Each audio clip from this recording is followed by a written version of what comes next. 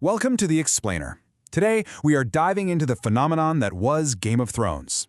We're going to go behind the scenes and dig into the brutal, the brilliant, and the downright bizarre reality of Westeros with some facts that, I promise, are going to completely change how you see the series. All right, let's just kick things off with this one single number, 174,373. So what is that? Well, that's the best estimate for how many people died on screen across all 8 seasons. It's an absolutely astronomical number. But a number that big is kind of hard to wrap your head around, right? To really get it, you need some context. So, get this. The on-screen carnage in Westeros is greater than the body count in every single World War I movie ever made combined. I mean, just let that sink in. It's more than entire genres of film. So right from the very beginning, the show was telling us, this isn't just a story with some fighting. No, this is a war. And that on-screen brutality, well, it had a way of spilling over into the real world. Everybody hated King Joffrey, right? The hatred was so real, so visceral, that the actor, Jack Gleeson, couldn't get away from it. People would yell at him on the street. And in one case, a woman actually hit him at a bar, all because his performance was just a little too good.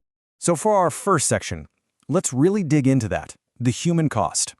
Because the show's intensity wasn't just something we felt watching at home. It took a very real, physical toll on the people who were actually bringing this story to life. Okay, do you remember Daenerys' horse heart scene? You probably figured it was just some clever CGI. Oh no. That heart was a massive, sticky, gummy sculpture made of jam and gelatin. And to get the scene just right, actress Emilia Clarke had to eat not 1, not 2, but 28 of them. The result? She spent hours vomiting after they called cut. A truly grueling day for one of the show's most iconic moments. And the audience felt that intensity too. Let's talk about the Red Wedding. That wasn't just a plot twist. For a lot of people, it was a genuine trauma. There are stories from public screenings of people literally fainting. Others were just crying uncontrollably or walking out just in total shock. To this day, it's considered one of the most devastating moments in TV history. But the show's commitment to realism went way deeper than just shock value. Take Bran's fall at the end of the first episode. That wasn't just a random fantasy plot point. George R.R. Martin actually consulted with neurologists to make sure his injury, a T10 to T12 spinal injury, was medically accurate, right down to the preserved cognition and even the hints of chronic pain. And it's the same story with Hodor. His unique condition is actually a fictional representation of a very real and very tragic neurological syndrome called expressive aphasia. It means a person can understand language perfectly, but they just can't produce it, often beyond a single word. Knowing that just adds this whole other layer of sadness to his character, doesn't it? Now, with all of this brutal realism, the production also had to be very careful to protect its actors. Take Cersei's Walk of Shame, an absolutely traumatic scene. The way they filmed it was actually a brilliant bit of movie making. What you're seeing is Lena Headey's incredible, powerful facial performance, which was then digitally and seamlessly merged onto the body of a model. It created this unforgettable scene while still respecting the actress's boundaries. Okay, so for this next part, let's pull back the curtain. We're going to get into the incredible movie magic, the secrets behind how they brought all the fantasy elements of Westeros so convincingly to life. So, the direwolves. Most of us just assumed they were pure CGI, right? Well, at least in the early seasons, they were very real. The production used a special breed of wolf-dog hybrids to play the Stark pups, and it gave them this genuine, wild presence on screen that, frankly, digital effects just couldn't have matched at the time.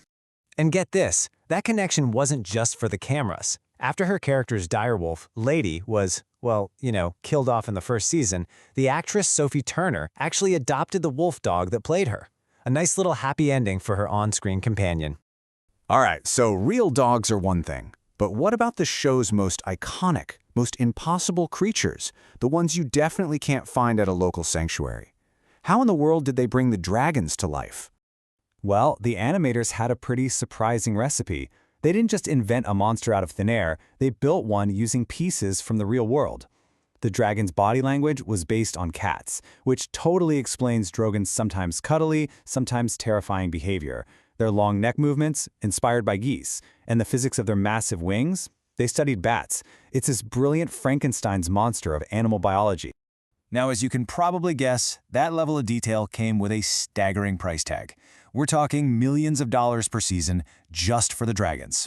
In fact, their budget per episode often cost more than the salaries of the main human actors. These creatures weren't just special effects. They were A-list stars in their own right. And in a show that is absolutely famous for its witty dialogue and political maneuvering, isn't it incredible that the most terrifying villain of all never spoke a single word? The Night King was just a masterpiece of pure visual storytelling. His menace, his power, it was all conveyed without him ever saying a thing. It really proves that sometimes silence is way more frightening than any threat.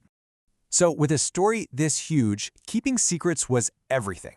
And the producers went to what you might call paranoid extremes to stop any leaks. They handed out fake scripts to the cast. They actually filmed multiple, completely different endings for the finale. They even shot some actors' scenes separately so they themselves wouldn't know the full context of their own story. Just incredible. All right, for our final section, let's look at the story you never knew. We're going to explore the shocking what-ifs and the hidden truths buried in the script that might just change how you see the entire show. For years, we all debated it. Who is the true main character of Game of Thrones? Most people would say Jon Snow, right? He's the hero. But the hard data? Well, it tells a different story. If you look at the total screen time across all 8 seasons, Tyrion Lannister has the most. He is, by the numbers, the true narrative center of the show.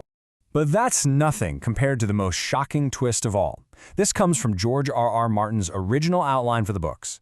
His first plan, you might want to brace yourself, was for Jon Snow and his half-sister Arya to fall into a tragic, tormented love affair. Yeah, and if that wasn't wild enough, the story was supposed to end with Arya's death. It's just a glimpse into a much darker and, frankly, much weirder Westeros that could have been. Even the show's most iconic fictional languages have these deep roots in our own world. The famous High Valyrian phrase, Valar Morghulis, all men must die. It sounds so epic, so fantasy, but it's actually based on an ancient Latin philosophical idea, memento mori. It means remember you must die, a theme that is really the beating heart of the entire story. So when you look back at all of this, the human cost, the artistic illusions, the secret stories that almost were, it all leads to one final question. What does it actually take to create a global phenomenon like Game of Thrones? Maybe the answer is a kind of perfect storm. A combination of brutal, unflinching reality mixed with the cleverest illusions technology can create, and a story. A story so powerful it eventually takes on a life of its own, growing far beyond the control of even its own creator.